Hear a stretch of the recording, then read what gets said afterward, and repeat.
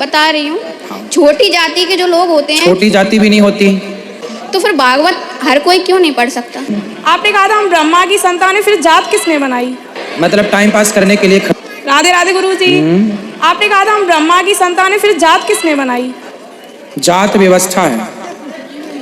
जैसे यहाँ कथा हो रही है तो कथा में स्त्री। आप सभी चैनल को सब्सक्राइब कर लीजिएगा। जो भी YouTube पर देख रहे हैं चैनल को सब्सक्राइब कर लीजिए और शेयर कीजिएगा। तो राधे राधे दोस्तों, स्वागत है आपका हमारे YouTube channel reaction by Usha में। बात करेंगे हम आज ऐसी लड़की की जो पंडाल में आती है और हमारे गुरुजी से प्रश्न करती है। बहुत सारे लोग, जितने भी लोग होते हैं सभी क्वेश्चन करते हैं और हर प्रश्न का उत्तर हमारे गुरुजी बहुत अच्छी तरीके से देते हैं। तो आइए देखते हैं दोस्तों आज की प्रश्नोत्तरी। बने रहिए इस वीडियो के अंत तक। राधे राधे गुरु जी। आपने कहा था हम ब्रह्मा की संतान है, फिर जात किसने बनाई? जात व्यवस्था है। जैसे यहाँ कथा हो रही है तो कथा में स्त्रियों की व्यवस्था अलग है, बैठने की पुरुषों की अलग, बिठालने वाले व्यवस्थापक अलग हैं, ये टेंट लगाने वाले अलग हैं, ये साउंड लगाने वाले अलग हैं। ये सब कौन है? व्यवस्थापक। क्या बिना व्यवस्थापक की व्यवस्था होगी? नहीं। उसी तरह समाज की चार व्यवस्था है। ब्राह्मण एक व्यवस्था है, क्षत्रिय एक व्यवस्था है, वैश्य की व्यवस्था है।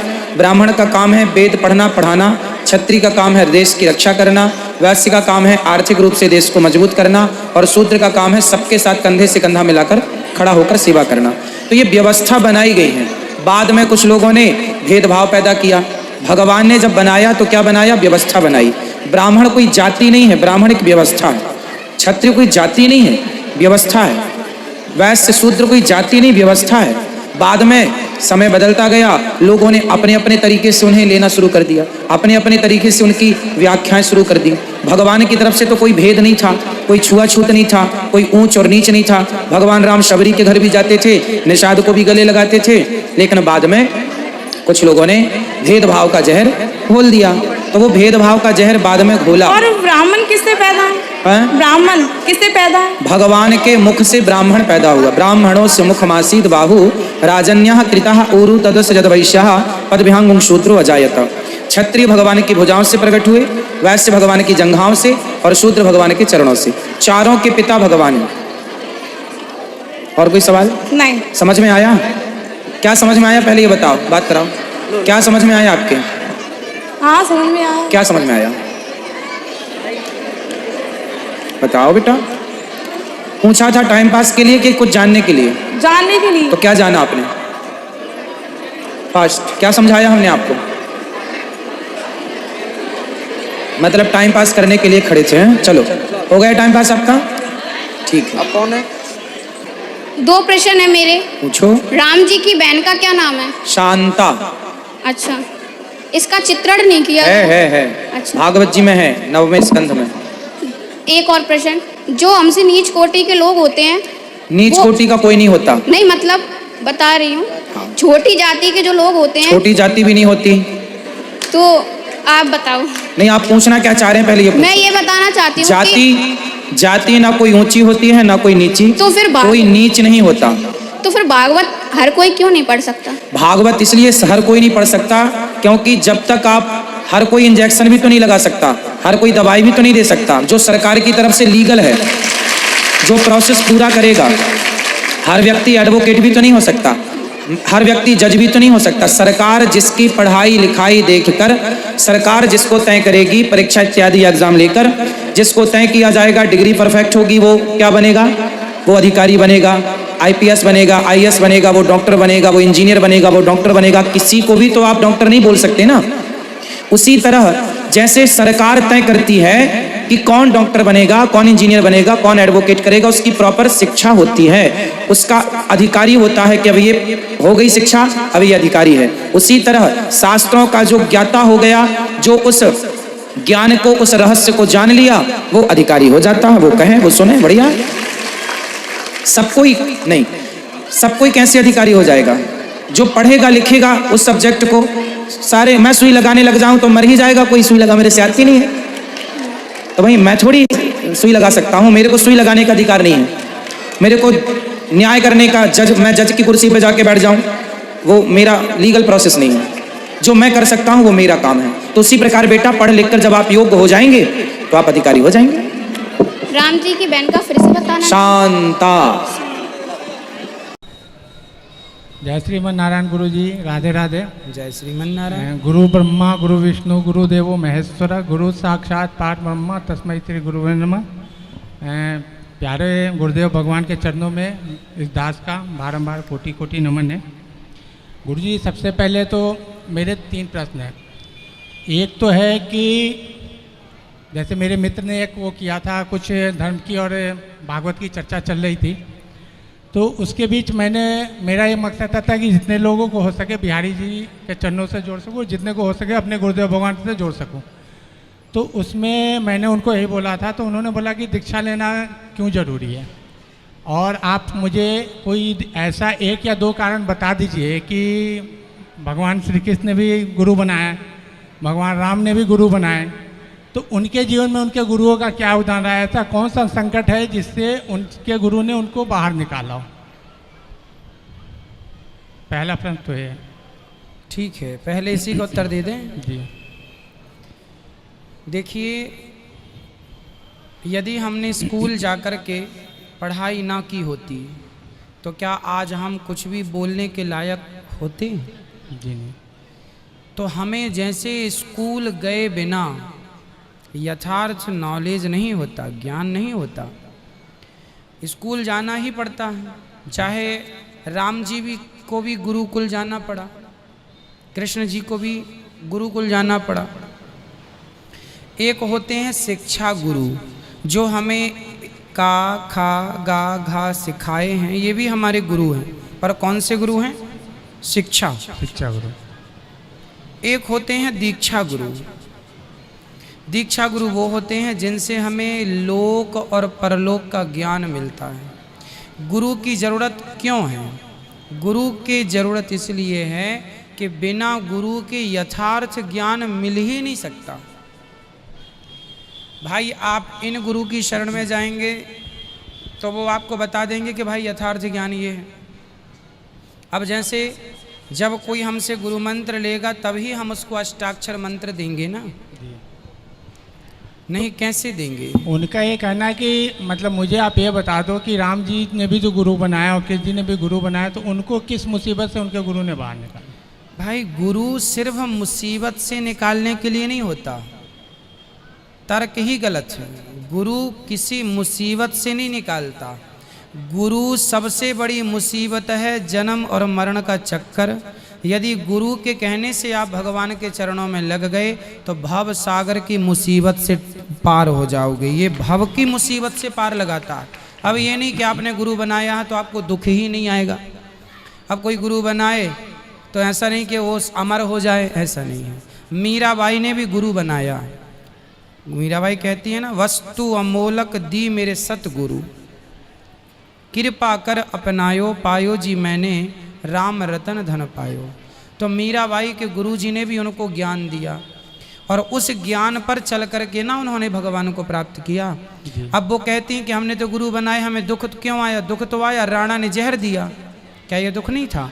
तो दुख तो सांसारिक दुख तो मिलता ही है, ये दुख नहीं है। आज ही हमने कथा में बताया कि लोहे को चमकाना है तो आग में डालना ही पड़ेगा, भट्टी पे तपेगा। उसी प्रकार गुरु भव सागर से पार जाने के लिए गुरु है।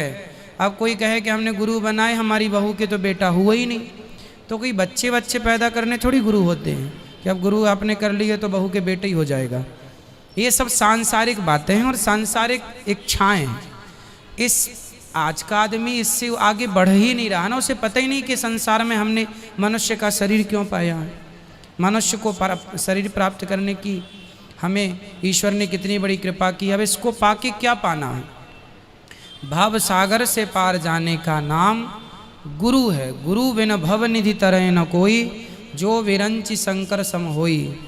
खेचर, आपने नाम सुना होगा भक्त नामदेव जी का। 27 बार उन्होंने प्रत्यक्ष विट्ठल नाथ जी का दर्शन किया और विट्ठल संत जी की संतों की मंडली आई तो संतों की मंडली ने नामदेव जी को फेल कर दिया, बोले तू कच्चा संत है।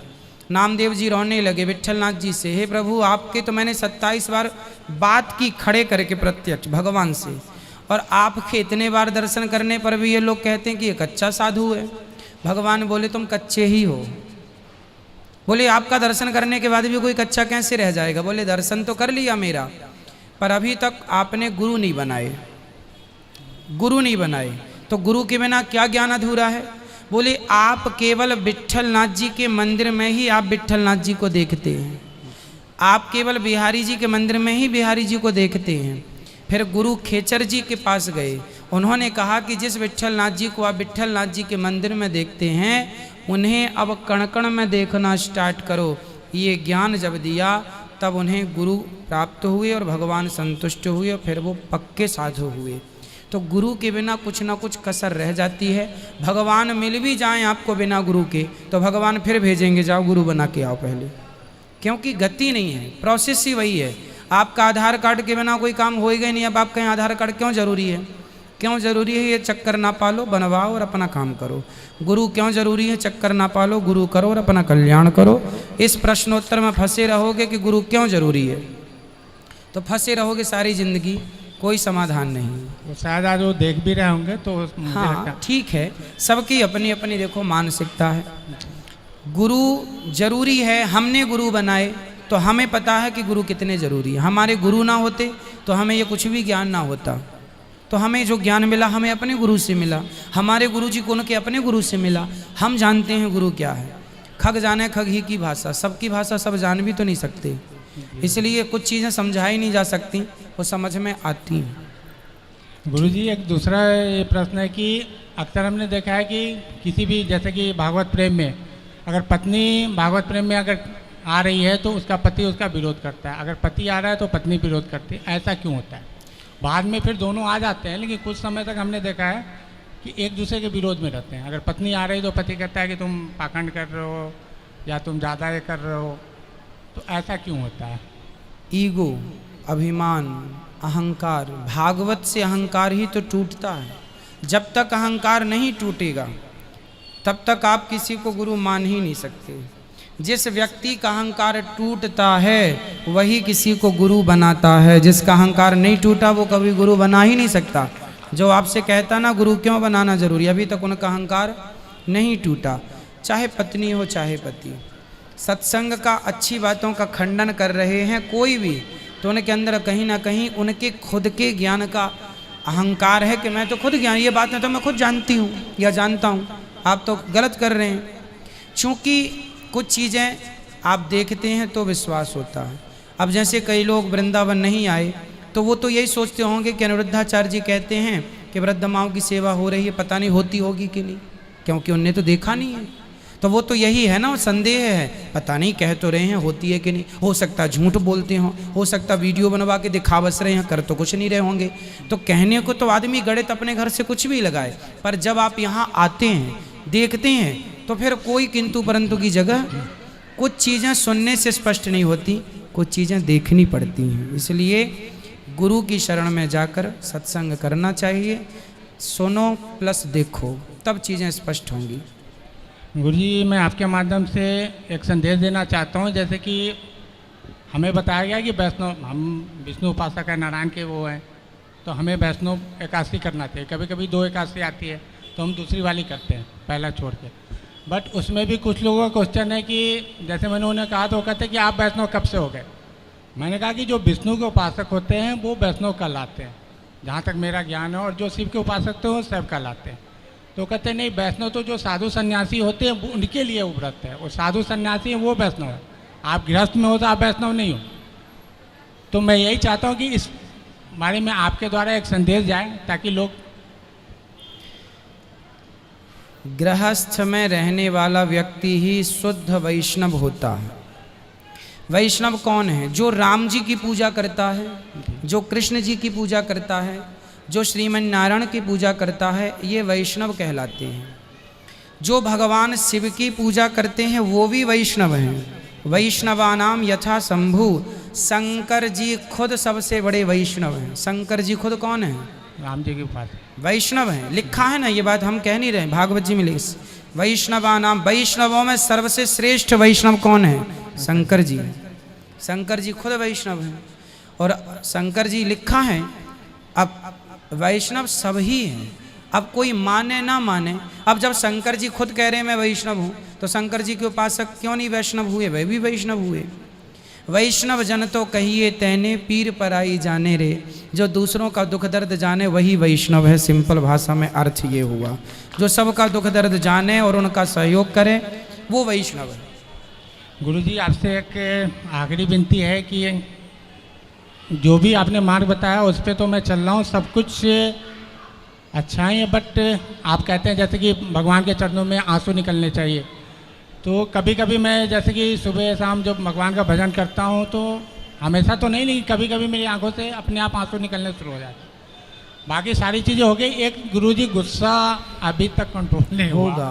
वो आता है बहुत ज़ोर से आता है, चला भी जाता है बहुत जल्दी, बट उसमें अभी तक मैं जीरो हूँ। आएगा तो मुझे ऐसा जब लगता इतना है कि अच्छा हुआ है, बिहारी जी का ये आदेश है कि जब तक आपके गुरु का आशीर्वाद नहीं मिल जाता तब तक ये होगा होगा, वो भी होगा, धीरे धीरे होगा। गुरुजी ये मेरी पत्नी है, आज भागवत तक जितना भी मैं पहुंचा हूँ इन्हीं का, और ये हमेशा ही आपके कथा से जुड़ी हुई है।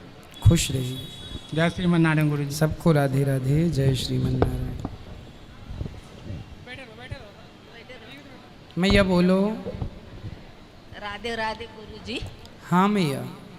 तो मेरा ना वो तिलक चक्र और वो दरवाजे के, हेलो, वो तिलक चक्र है ना, वो दरवाजे के चौखट पे लगाने का, फल्ली पे लगाने का। ऊपर दरवाजे के ऊपर, चौखट के ऊपर लगा दो। लेकिन वो तो छोटा नहीं है ना गुरुजी, बड़ा ही है ना, तो हाँ। चौखट इतना ही। हाँ तो कह तो रहे हैं चौखट के ऊपर लगा देना, दीवार पे आएगा तो चलेगा। और मेरे को ना गुरुजी मंत्र लेने का। कल सुबह 9 बजे, जिन्हें मंत्र लेना है कल सुबह 9 बजे। खुश रहिए। जिनका तो देखा दोस्तों, आज की वीडियो हमारे गुरुजी ने हर प्रश्न का उत्तर बहुत अच्छे से दिया, और अगर आप लोगों को भी हमारी वीडियो पसंद आई हो तो कमेंट बॉक्स में कमेंट करके ज़रूर बताएं, और हमारे चैनल को सब्सक्राइब कर दें और हमारी वीडियो को लाइक कर दें। मिलेंगे ऐसी ही भक्ति से जुड़ी हुई नई वीडियो के साथ, तब तक के लिए राधे राधे।